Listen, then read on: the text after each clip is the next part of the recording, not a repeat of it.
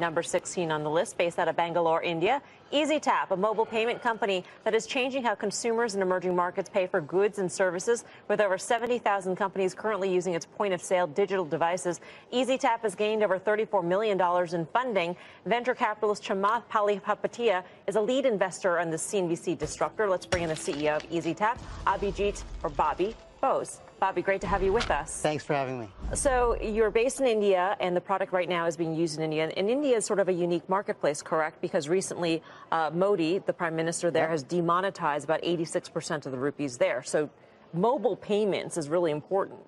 Yeah, so India is actually going through a digitization of almost everything. So it started with commerce, it went to transportation. Now what's happening is banking and finance, which is the biggest because it literally impacts everyone. So I think about 5 years ago, the private sector started moving, but the government really stepped in about 3 years ago. They invested heavily in technology to provide on-ramps for people. So 100 million bank accounts opened in 12 months. Every single citizen now is logged online with biometric. And that was all in place so that when demonetization happened, which was basically he wiped out 2 of the major currency bills overnight, right.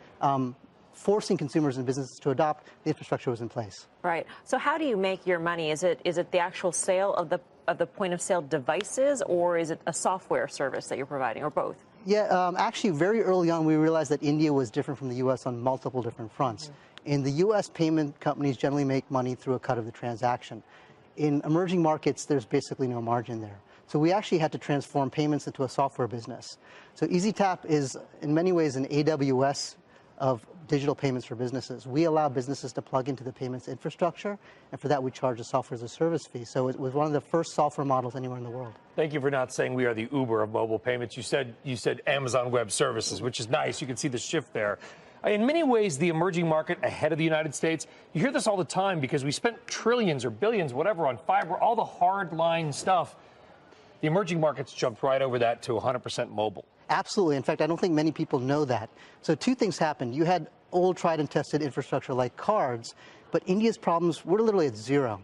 And what's nice, and this is probably the only good thing about being a developing country, when you time it correctly, you can actually put out rails that are best in class with new architecture. So what we've done is not only enable cards, but we've got 100 million active wallet users. So some people might pay with a wallet at an Apple store on a Saturday, but there are hundreds of millions of people using it daily for their goods. The Indian government has created some kind of a mishmash of PayPal and Gmail where I can give you my email address and you can pay me. So there's infrastructure here that's exploding the payment options in a way that's probably 5 years ahead of the U.S. already. Bobby, thanks for coming by. Appreciate it. My pleasure. Thanks for having me. Bobby Bose of EZETAP. Thank you, and good luck, and congrats on making the Disruptor 50.